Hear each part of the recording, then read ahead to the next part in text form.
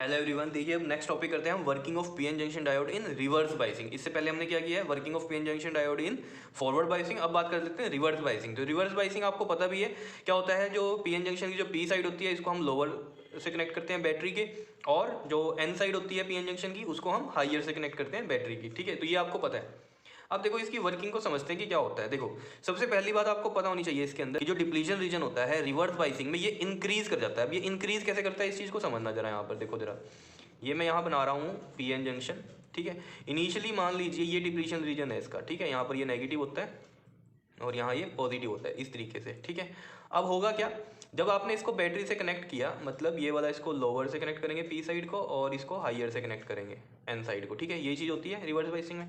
अब होगा क्या, देखो ये नेगेटिव ये पॉजिटिव, यहाँ पर क्या है ये होल्स हैं और यहाँ क्या है इलेक्ट्रॉन्स हैं। ठीक है, ये नेगेटिव वाला पार्ट अपनी तरफ इन होल्स को अट्रैक्ट करेगा और इधर से ये पॉजिटिव इन इलेक्ट्रॉन्स को अपनी तरफ अट्रैक्ट करेगा। ठीक है, तो होगा क्या, पी से इस साइड जाएंगे और ये एन से इस साइड जाएंगे।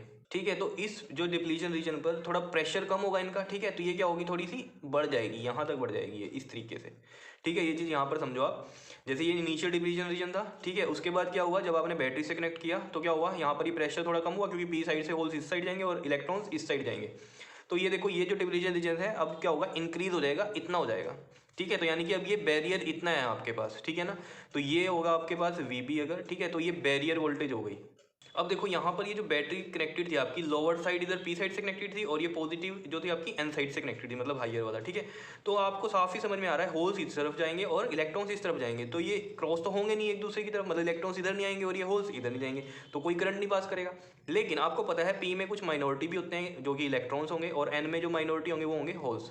ठीक है, अब जैसे जैसे आप क्या करोगे, पोटेंशियल को इंक्रीज करोगे, ये जो नेगेटिव है, मतलब ये जो लोअर साइड का जो नेगेटिव है, ये इन इलेक्ट्रॉन्स को यहाँ से रिपेल करेगा और ये वाला पॉजिटिव इधर से होल्स को रिपेल करेगा, तो ये क्रॉस करेंगे, इलेक्ट्रॉन्स इधर आएंगे और ये जो आपके पास होल्स हैं वो इस साइड जाएंगे। ठीक है, यही होने वाला है इसमें। ठीक है, अगर आप इंक्रीज करते रहते हो वोल्टेज को, तो इसका मतलब क्या है कि माइनॉरिटी चार्ज कैरियर्स की वजह से थोड़ा करंट आए, जिसको हम कह सकते हैं कि बहुत ही स्मॉल करंट फ्लो करेगा। ठीक है, माइनॉरिटी चार्ज कैरियर्स की वजह से। क्लियर है इतनी बात। अब देखो जरा, अगर एक सर्टेन लिमिट से ज़्यादा आपने यहाँ पर वोल्टेज इंक्रीज कर दी, तब होगा क्या, ये वाले नेगेटिव जो हैं, मतलब ये नेगेटिव पोटेंशियल, अब यहाँ पर क्या है इस डिप्लीशन में, यहाँ नेगेटिव आया हुआ है, ये यहाँ के इलेक्ट्रॉन्स को क्या करेंगे, रिपेल कर देंगे, और इधर से ये पॉजिटिव है हाइयर वाला, ये इस डिप्लीशन के जो पॉजिटिव वाला पार्ट है यहाँ से इसको रिपेल करेंगे। तो बेसिकली काम होगा क्या, यहाँ से इलेक्ट्रॉन्स क्या करेंगे, क्रॉस कर जाएंगे, मतलब डिप्लीशन रीजन के इलेक्ट्रॉन्स क्रॉस कर जाएंगे और ये वाले पॉजिटिव इस साइड क्रॉस करेंगे, मतलब ये होल्स जो है ये इस साइड क्रॉस कर जाएंगे। तो यहाँ से क्या होगा, लार्ज करंट फ्लो कर जाएगा। समझ, डिप्लीशन रीजन ही ब्रेक हो गया यहाँ से, ये जो यहाँ से इलेक्ट्रॉन्स थे वो क्रॉस कर गए डिप्लीशन रीजन के इधर और होल्स डिप्लीशन रीजन के इधर क्रॉस कर गए। ठीक है, तो लार्ज करंट फ्लो करेगा क्योंकि इलेक्ट्रॉन्स मूव कर गए। समझ लो, लेकिन ये लार्ज करंट फ्लो करेगा क्या करेगा, डैमेज कर देगा पीएन जंक्शन डायोड को। तो इसका मतलब क्या हुआ कि जो पीएन जंक्शन डायोड है वो वर्क सिर्फ किस में करती है, फॉरवर्ड बाइसिंग में करती है, रिवर्स बाइसिंग में काम नहीं करती।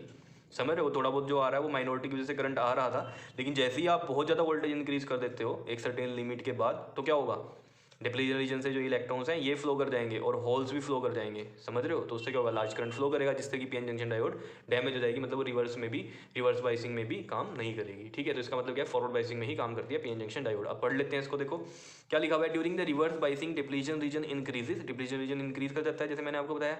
ठीक है, एंड दिस इज बिकॉज, और इसका मतलब क्या, डिप्लीशन रीजन इंक्रीज कर जाता है मतलब रेजिस्टेंस इंक्रीज हो जाता है। ठीक है, this is because hole from p side and electron from n side move towards the battery। Low holes from p side और electrons from n side कहाँ पर मूव कर जाते हैं, बैटरी की तरफ मूव कर जाते हैं। hence no crossing will take place, कोई क्रॉस तो नहीं हुआ ना, इस साइड से इस साइड नहीं गया और ये इस साइड से इस साइड नहीं गए। ठीक है, तो इसका मतलब क्या है, कुछ भी करंट फ्लो नहीं करेगा, therefore no current will flow और a very small current will flow due to the minority charge carriers। जैसे मैंने आपको बताया था यहाँ माइनॉरिटी चार्ज कैरियर्स इलेक्ट्रॉन्स है तो वो तो इधर चल जा सकते हैं और इधर जो होल्स हैं वो इधर जा सकते हैं क्योंकि पॉजिटिव पॉजिटिव को रिपेल करेंगे और ये नेगेटिव जो है इन इलेक्ट्रॉन्स को रिपेल करके इधर भेजेंगे। ठीक है ना, क्योंकि बैटरी का ये माइनस है ना, तो माइनस वाले इलेक्ट्रॉन्स को रिपेल ही करेगा क्योंकि इलेक्ट्रॉन्स पे भी नेगेटिव चार्ज होता है, तो ये तो क्रॉस कर जाएंगे ना जैसे जैसे वोल्टेज बढ़ाएंगे हम, तो ये माइनॉरिटी वाले क्रॉस कर जाते हैं, इसकी वजह से स्मॉल करंट आता है जो कि हम बोलते हैं वेरी स्मॉल करंट होता है। तो यहाँ लिखा भी हुआ है therefore no current will flow और a very small current will flow due to the minority charge carriers. कोई करंट फ्लो नहीं करेगा लेकिन जो थोड़ा बहुत करेगा वो किसकी वजह से करेगा, माइनॉरिटी चार्ज कैरियर्स की वजह से इन द रिवर्स डायरेक्शन। उसके बाद देख लो क्या लिखा हुआ है यहाँ पर, as the battery voltage increases beyond a unit, एक पर्टिकुलर यूनिट से अगर हम बढ़ाएंगे वोल्टेज को तो क्या होगा, a breakdown will occur which is called reverse breakdown. उसको हम क्या बोलते हैं, रिवर्स ब्रेक डाउन। इसमें क्या होगा कि ये डिप्लीशन रीजन में मैंने आपको कहा था इलेक्ट्रॉन्स और होल्स मूव कर जाएंगे, तो देखो due to this large number of holes and electrons will free from the depletion layer.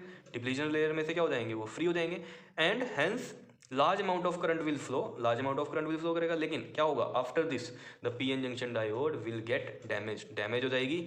So the PN junction diode will work only in forward bias but not in the reverse bias. तो सिर्फ किस में काम करती है, forward bias में, जो हमने पिछले वीडियो में पढ़ा था।